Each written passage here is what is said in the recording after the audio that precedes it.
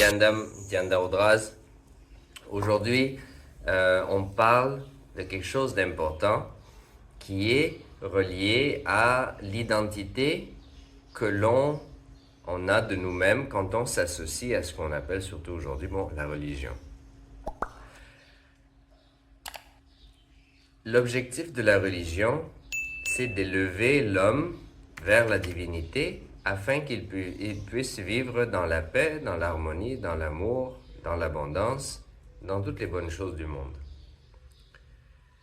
Maintenant, aujourd'hui, dans beaucoup de situations, la religion devient une identité qui devient source de conflit, qui devient source de justification pour le conflit. Et donc, cela démontre que l'essence de la religion a de la misère à pénétrer le cœur de l'homme.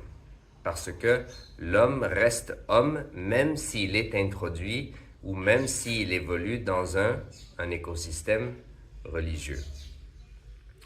Dans le Sanatana Hindu Dharma, il y avait plus de 10 000 traditions qui coexistaient ensemble. Toutes les traditions ne disent pas la même chose. Il y a certains principes fondamentaux que l'on peut retrouver dans toutes les traditions, mais au-delà de ces principes fondamentaux, chaque tradition a évolué à sa manière unique. Et chaque tradition ne dit pas la même chose, chaque tradition ne guide pas leurs disciples de la même manière, mais chaque tradition éveille cet espace de religion dans l'individu, dans l'espace intérieur de l'individu. Ils vivaient dans la coexistence. Ils se respectaient les uns les autres, même s'ils ne percevaient pas Dieu de la même manière, même s'ils n'interagissaient pas avec Dieu de la même manière. Cela ne les empêchait pas de se respecter les uns les autres et d'avoir cette coexistence pacifique qui se manifestait au sein de ces traditions. Mais aujourd'hui, la religion devient l'excuse pour le conflit. Si quelqu'un ne croit pas de la même manière que nous, eh bien on se sent menacé. Et après, quand on se sent menacé, automatiquement c'est l'instinct de survie animale qui s'éveille en nous et on commence à planifier à comment détruire ou contrôler l'environnement externe afin de pouvoir protéger sa vie, parce qu'on se sent fondamentalement menacé. Et tandis que la religion, elle est là pour nous libérer de cette peur fondamentale de la survie qui est en nous, la peur de la destruction. C'est l'objectif de la religion, c'est de nous libérer de cette peur. Mais si la religion devient la raison qui justifie à cette peur de se manifester, eh bien, c'est pour ça que je dis la religion a échoué face à sa capacité à pénétrer le cœur de l'homme afin de le libérer de ses peurs animales fondamentales.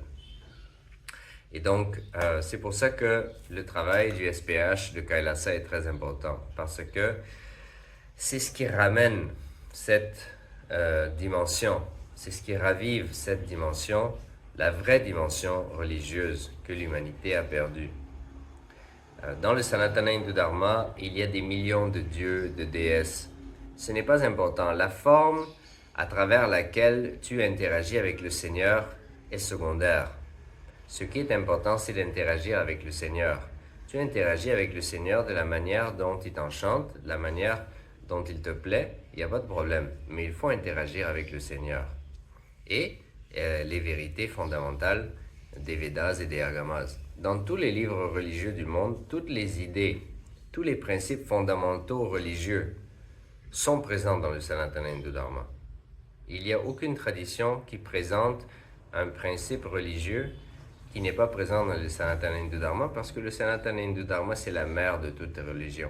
C'est la plus ancienne religion encore présente sur la planète Terre. Tout dérive, tout découle de ça. Tout a été inspiré de ça. C'est pour ça que dans le Sanatana Hindu Dharma, il y a des millions d'écritures sacrées. Ça veut dire que l'évolution spirituelle, la recherche et le développement dans la spiritualité a été poussé à un extrême. Il y a tellement d'êtres qui se sont mis sur ce travail-là et qui ont présenté le Seigneur et les principes fondamentaux religieux sous différentes formes que tout peut être retrouvé. Après, il s'agit juste de savoir qu'est-ce qui te convient plus, et puis tu suis ça et tu évolues dans cet écosystème-là.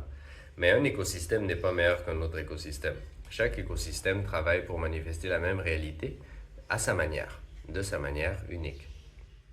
Tous les arbres cherchent à aller chercher les rayons du soleil, tous les arbres cherchent l'oxygène, mais ils ne le font pas tous de la même manière. Certains sont à gauche, certains sont à droite, certains sont plus grands, certains sont plus petits, certains sont plus larges, certains sont plus fins. Ils ont leur manière de le faire, mais ils cherchent toutes la même chose et ils arrivent tous à la même chose également. Donc de la même manière, toutes les religions ont le même objectif. Toutes les religions ont le même objectif et cet objectif doit trouver une manière de pénétrer le cœur de l'homme.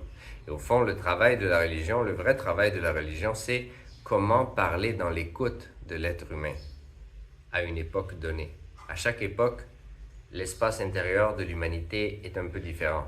Et donc, à chaque époque, il faut que cette religion, ce principe religieux, ces principes fondamentaux spirituels, puissent trouver la manière d'entrer dans le cœur des hommes afin de leur permettre de vivre une vie épanouie. Donc, ceci étant dit, on se rappelle toujours d'être le témoin du témoin, le sakshi du sakshi, l'observateur de l'observateur. On clutch, on se détache de cette expérience matérielle et on revient vers cette source de la superconscience de Paramashiva. Le Mahavakya, Om Nityananda Paramashivoham, je suis la félicité éternelle, je suis Paramashiva. Et avec ceci, on se voit dans la prochaine vidéo. Nityananda. Har Har Mahadev.